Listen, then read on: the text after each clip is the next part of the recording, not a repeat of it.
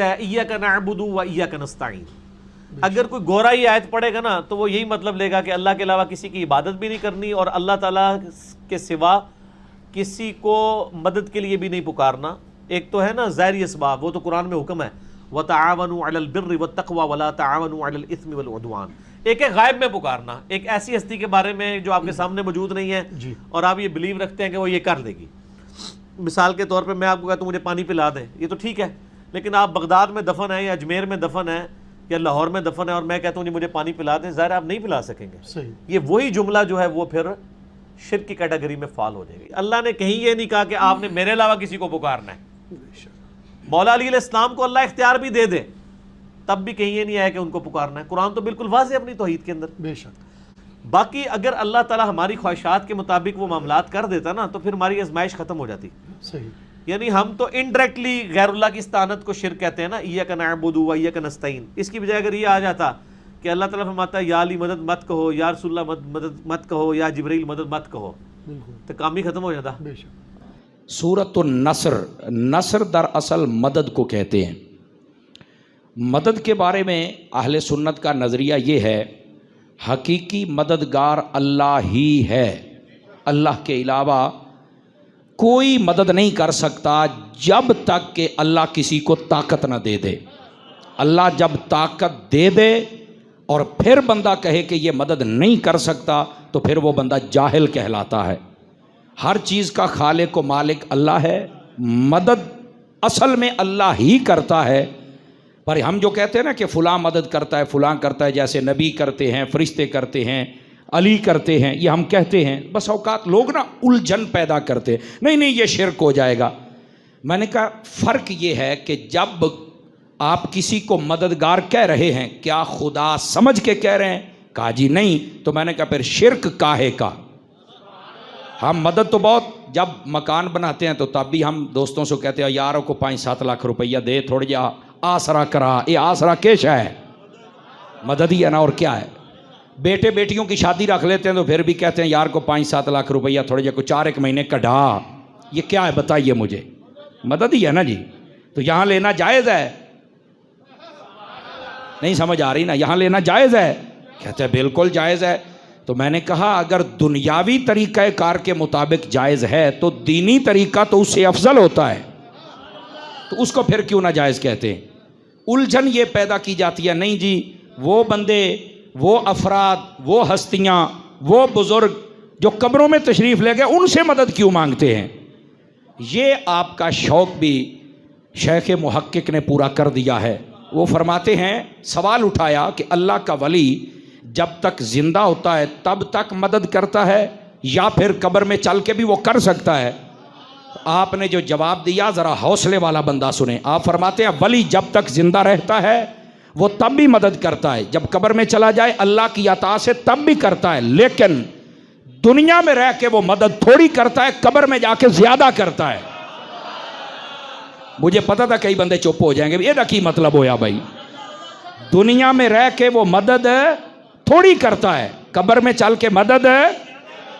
भाई इसका फलसफा क्या है हमें भी समझाओ।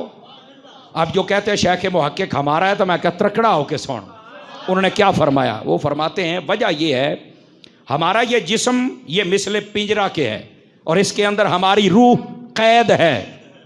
फरमाते हैं मिसाल समझो, जब तक शेर पिंजरे में होता है वो दौड़ता है, उसकी दहशत होती है, पर वो अपने जौहर नहीं दिखा सकता। जब उसे छोड़ दिया जाए तो फिर पूरे जंगल के जितने भी कुत्ते बिल्ले होते हैं सारे डर जाते हैं कि शेर मैदान में आ गया है। इसी तरह बंदा मोमिन की रूह जब तक उसके इस पिंजरे में होती है वो उतने जौहर नहीं दिखा सकता। जब ये रूह यहां से निकल जाती है, अब जो भी बुलाता है ये अल्लाह का वली पहले पहुंच जाया करता है। अब बात समझ आई आप सभी हजरात को? तो ये अल्लाह वालों के बारे में शेख मुहक्किक ने ये नजरिया खोल के बयान कर दिया है। आप जितने अहले सुन्नत के अहबाब हैं ना, आप तकड़े होके अपने अकीदे पर अमल किया करें। ये जो परहेजी मुसलमान होते हैं ना, कौन से मुसलमान? परहेजी मुसलमान, ऐसे ही छोटी छोटी बात से परहेज करने वाले। जहां परहेज करना है वहां करते नहीं, और जहां नहीं करना वहां परहेज कर रहे हैं। तो बात चली थी नसर मदद से। अल्लाह ताला जब बंदों को ताकत देता है तो वो मदद कर देते हैं। और मैं इससे भी अगली बात बताऊं, बात कहते हैं ये जो अल्लाह वाले इनसे मदद मांगनी नहीं चाहिए। और मैंने कहा पुत्र गाले वे अल्लाह वालों से मदद ना भी मांगी जाए, बस औकात वो बिन मांगे भी कर देते हैं। अब कहेंगे इस पर क्या दलील है? हजरत सैयदना फारूक आजम रदी अल्लाह ताला अन्हो, आप हुजूर के मिंबर पे खड़े होकर जुमा पढ़ा रहे हैं और हजरत सारिया 1500 किलोमीटर दूर जंग लड़ रहे हैं, तो उन्होंने पुकारे किसी को नहीं कि हमारी मदद को पहुंचो। हजरत फारूक आजम खुद ही बोल पड़े, या सारिया तो अल जबला, पहाड़ की तरफ हो जाओ, दुश्मन हमला करने वाला है। उन्होंने मदद मांगी नहीं, अल्लाह वाला तो फिर भी मदद कर लेता है ना। समझ आ रही है? जज़ाकल्लाह।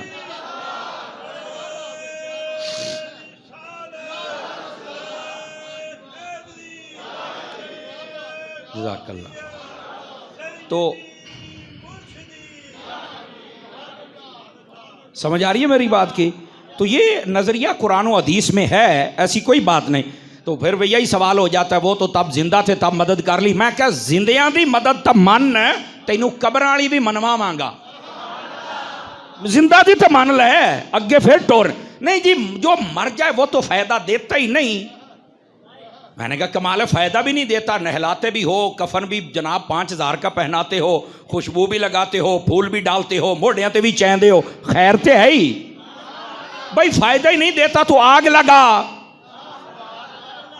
लेकिन मैं यहां एक हदीस सुना देता हूं ना, पता चले फायदा है कि नहीं है। फरमाया जो बंदा किसी बंदा मोमिन का जनाजा पढ़े अल्लाह 1 किरात सवाब देता है, और जो उसे दफन करके फिर वापस जाए 2 किरात का सवाब। फरमाया किरात क्या है? फरमाया ओहद पहाड़ के बराबर। अब बंदा फौत हो गया, हमने सिर्फ जनाजा पढ़ा या दफन किया, इतना सवाब मिल गया। अगर मुर्दा फायदा देता ही नहीं तो फिर जनाजा पढ़ने पर सवाब क्यों? चलो अभी भी नहीं समझ आई, थोड़ा सा बात और खोल लेते। नबी करीम अलैहि सलाम ने इरशाद फरमाया जो बंदा अल्लाह की रजा के लिए किसी मुसलमान को गुस्ल दे, मुसलमान फौत हो जाए, जिंदा के बारे में नहीं मुर्दे के बारे में, गुस्ल दे अल्लाह की रजा के लिए, फरमाया अल्लाह ताला उसे गुनाहों से ऐसे पाक करता है जैसे आज अपनी मां के पेट से पैदा होके आया हो। मौलाना जब मुर्दा फायदा देता ही नहीं तो ये नहलाने पर इतना सवाब। अपनी अकल का इलाज करवाएं वो लोग जो कहते हैं मुर्दा फायदा नहीं देता, बंदे दा पुत्र बन। वजो नहीं फरमा रहे आप हजरात, बंदे दा पुत्र बन। तेनू असल ये नहीं पता भी हकायक क्या है। असल बात यह है उसने सिर्फ अपनी जगह को बदला है। पहले वो ज़मीन के ऊपर था, अब ज़मीन के अंदर चला गया है। उसके जिस्म ने जगह बदली है, रह गई रूह। तो रूह को अल्लाह इजाज़त देता है, हदीस शरीफ में है, हर जुमेरात को, ईद वाले दिन छोटी हो या बड़ी हो, शब्बे कदर, शब्बे बराअत, 10 मुहर्रम के दिन, ये अय्याम उलमा ने लिखे और मैं जिम्मेदारी से बयान कर रहा हूँ। रूहें अपने घर आती हैं, दरवाज़ों की चौखट पकड़ के खड़ी होकर कहती हैं अपने कामों में लगे हुए हो को हमें भी तोहफा दे दो ताकि कब्र में सुकून हासिल करें। समझ आ रही है? गिरामी कदर हजरात, अर्ज़ खिदमत ये है, मरने के बाद भी अल्लाह जब ताकत देता है तो ये सारे काम होते हैं। बताइए नबी पाक अलैहिस्सलाम हर कब्र में तशरीफ़ लाते हैं कि नहीं लाते हैं? जिसका ईमान है वो बोले ना जी। भाई कब्र में 3 सवाल हैं। अब कोई कह सकता है कि यार नबी पाक कैसे आएंगे, तो मैंने कहा ये सवाल तो सहाबा को करना चाहिए था। हुजूर आप फरमा रहे हैं कि एक सवाल हो गया, मान रब्बु का मा दीनों का मा कुन तकुलु फी हक़ हाज़र रजुल, इस मर्द के बारे में बताओ, उस नहीं इस। ये नहीं कहा जाएगा कि वो हुजूर खड़े हैं। बाज़ कहते हैं मदीना शरीफ में होंगे तो वहां से तस्वीर दिखाई जाएगी। मैं क्या तस्वीर अगर दिखाई जाएगी तो रजुल नहीं तस्वीर को कहते। और दूसरी बात है हाजा का इशारा ये होता है जैसे दिस और दैट में फर्क है, दैट वो दिस ये। अरबी में हाजा ये, जाली का वो। मैंने कहा हाजा है, जाली का नहीं है। तो हुजूर करीब हैं। और रजुल किसे कहते हैं? जो जिंदा भी हो, सलामत भी हो, सामने भी हो। तो हुजूर तो यहाँ है, हर कब्र में तशरीफ लाते हैं। तो मुझे ईमान से बताओ जो हर कब्र में आ सकते हैं, कब्र में ज़मीन के नीचे आ सकते हैं, जो ज़मीन के ऊपर तुम्हारा घर है वहाँ नहीं आ सकते हैं। वहाँ तो इतनी रुकावटें हैं, वहाँ पहुँच सकते हैं, ऊपर नहीं आ सकते। कमाल हो गया यार, समझ आ रही मेरी बात की। और अगर कोई कहे कि नहीं ऊपर नहीं आ सकते, तो मैंने कहा फिर ये बात बड़ी सुनने वाली है। हज़रत सैयदना बिलाल हबशी रदी अल्लाह ताला अन्हो, अपने प्राय देवबंदी वाबी, इन्होंने भी लिखा है इस बात को, बयान ना करें तो अलग बात है। हज़रत बिलाल हबशी जब आका करीम अलैहिस्सलाम ने पर्दा फरमाया ना, तो हज़रत बिलाल के सामने से यकदम हुजूर का चेहरा गायब हुआ ना, तो आपने कहा अब मैं मदीने में नहीं रहूँगा। समझ आ रही? आप शहर हलब मुल्क के शाम में चले गए। नबी पाक अलैहिस्सलाम ख्वाब में तशरीफ़ लेके आए, फरमाया बिलाल वो एडी दूर टुर गया, कदी सानू मिलन भी ते आ ना। मैं तवज्जो नहीं फरमाई है मैं क्या कह रहा हूं। फरमाया बिलाल एडी दूर टुर गया, कदी मैनू मिलन भी ते आ। इसका मतलब है महबूब को पता है मेरा आशिक कहाँ रहता है। हज़रत बिलाल हबशी रदी अल्लाह ताला अन्हु आप फिर वापस आए थे, और जब मदीने में आए थे ना, तो लोगों ने कहा बिलाल आ तो गए हो, एक मरतबा आज़ान सुना के वो नबी वाला वक्त ही ताज़ा कर दो। समझ आई ना, वो यादें दोबारा आ जाएं। फरमाया मुझे आज़ान का ना कहो, मैं आज़ान नहीं पढ़ सकूंगा। हज़रत बिलाल की आदत थी जब अजान पढ़ते थे और कहते थे ना अशहदु अन्ना मुहम्मद रसूलुल्लाह, तो ऐसे हुजूर की तरफ इशारा करते, लोगों जिस मोहम्मद की मैं गवाही देता हूं वो ये बैठे हुए हैं। तो कहा कि आप मुझे अजान का ना कहो। आपने अजान न दी। लोगों ने कहा कि बिलाल की अजान भी सुननी है और ये अजान देता भी नहीं, अब क्या करें। उन्होंने कहा एक ऐसी हस्ती है, अगर आके इनको कह दे तो ये इनकार नहीं करेगा। कहा वो कौन है? फरमाया वो हसन और हुसैन हैं, अगर वो आके कहें तो ये इनकार नहीं करेंगे। वो दो सारे अहबाब गए हज़रत हसनैन करीमैन के पास, भाई हज़रत बिलाल अजान नहीं देते, आपको ये नहीं टालेंगे। इसका मतलब है सहाबा भी अहले बैत से बड़ी मोहब्बत करते थे। यही तो वजह है अहले सुन्नत अहले बैत से भी मोहब्बत करते हैं और सहाबा से भी। हम तो किसी एक के भी गुस्ताख नहीं हैं। जो सहाबा को गुस्ताख हो हमारे नज़दीक वो भी लानती और हरामी है, और जो अहले बैत का गुस्ताख है वो भी लानती और हरामी है। अब आइए, बात चली थी सूरतुन नस्र, नस्र का माना मदद करना। तो ये मदद करते हैं या नहीं अल्लाह वाले, इस पर मैं आपकी खिदमत में चंद दलाइल अर्ज कर रहा था, वो मुकम्मल हुए।